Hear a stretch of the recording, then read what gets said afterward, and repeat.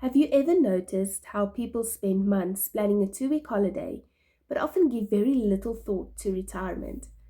It's a bit like preparing extensively for a weekend camping trip while completely ignoring the fact that you're moving house next month. Retirement is one of the biggest financial transitions you'll ever make, yet many people only start thinking seriously about their options when the retirement forms land on their desk. As a financial advisor, one of the most common questions I get asked is how long before retirement should I start looking at my options? The short answer: earlier than you think. Let's talk about why. Ideally, retirement planning shouldn't begin at age 64 years and 11 months. A good time to start seriously evaluating your options is around 5 years before your intended retirement date. Now, that doesn't mean you need to become obsessed with spreadsheets and pension statements overnight, but it does mean you should begin asking important questions. What will income needs be? What will my expenses look like? Do I still have debt? When do I want to stop working?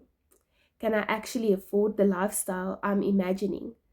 Because retirement isn't an event, it's a phase of life that could last 20, 30, 40 years. Think about that for a moment. You could spend more years in retirement than you spent raising your children. That's not a weekend project. That's the second half of your adult life. 3 years before retirement, get serious. This is when things should become a bit more focused. This is where many people discover that what they assumed and what's actually true are two very different things. You may think I'm going to be absolutely fine, and then the numbers say, perhaps have another look. Or the opposite happens. Some people spend years worrying unnecessarily, only to discover they're in a much better position than they thought. This is why proper planning matters. Facts are far less stressful than guesswork. Now let's address one of the biggest misconceptions I have come across. Many employees believe that when they retire, they have to remain with the pension or provident fund provider selected by their employer. That is not the case. In most situations, when you retire or leave employment, you are allowed to shop around. You can compare options from different providers and consider what best suits your personal circumstances. The provider that was suitable for the accumulation phase of your career may not necessarily be the best provider for the income phase of your retirement. And remember, retirement is no longer about growing money only. It's about converting your savings into a sustainable income that lasts. That changes the conversation completely.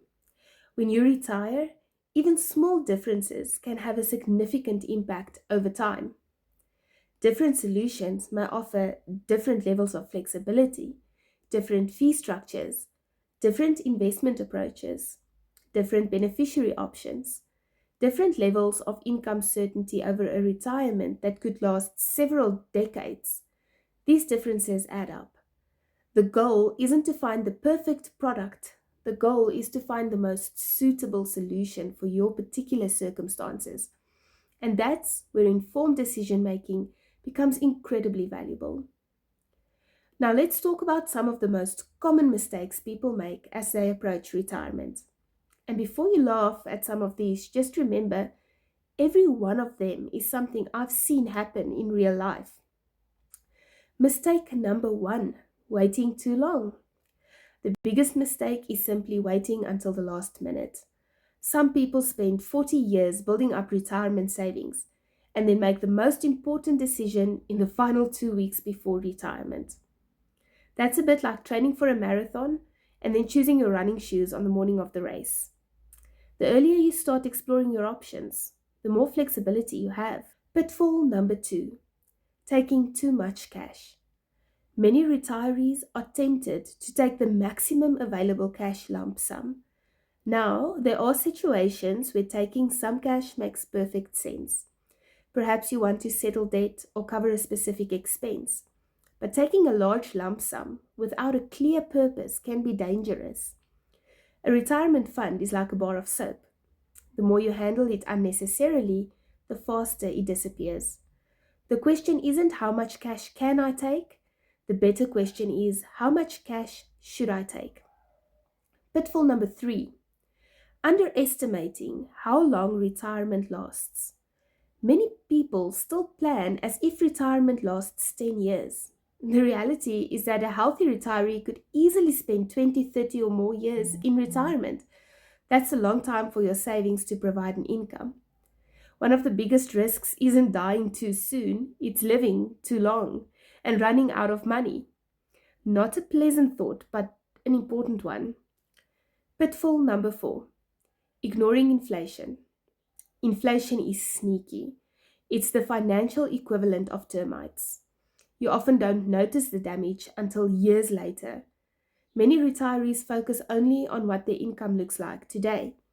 But what matters is what the income can buy 10 years or 15 years from now. If your retirement strategy doesn't account for inflation, your purchasing power may gradually decline over time. Pitfall number 5, trying to time the market. I've heard this many times. I'm going to wait until the markets recover before making a decision. The problem is that nobody consistently knows when markets will rise or fall. Retirement planning should be built around long-term objectives rather than short-term market predictions. Pitfall number 6, following friends' advice. Retirement is personal. Just because your friend chose a particular option doesn't mean it's right for you. Your savings are different. Your family situation is different. Your income needs are different. A retirement strategy should be based on your circumstances, not somebody else's retirement story. Pitfall number 7, not getting advice. Perhaps the most expensive mistake of all is making major retirement decisions without fully understanding the consequences. Retirement decisions are often irreversible. Once certain choices are made, changing them later may be difficult or impossible. That's why professional advice can be so valuable. A good advisor helps identify risks before they become problems and ensures you're making informed decisions based on facts rather than assumptions. Retirement decisions can feel overwhelming. Suddenly, you're faced with new terms like living annuities, life annuities, drawdown rates, tax implications, income sustainability.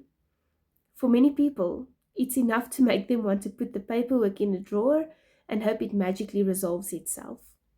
Unfortunately, that's not generally considered a sound financial strategy. This is where good advice can make a world of difference. A good advisor doesn't just recommend products. A good advisor helps you understand your options. They help you avoid costly mistakes. They provide context. And most importantly, they help take the pressure off. Instead of wondering whether you're making the right decision, you have a structured plan and professional guidance. That peace of mind is often just as valuable as the financial outcome itself. You're not planning for the end of something, you're planning for the beginning of something. Retirement is the second part of your adult life. For many people, it's the first time in decades that they get to choose exactly how they spend their time. That's a tremendous opportunity. So, how long before retirement should you start weighing your options? How about right now? Don't underestimate the value of good advice. The goal is simple: to retire with clarity, confidence, and the freedom to enjoy the second half of your adult life.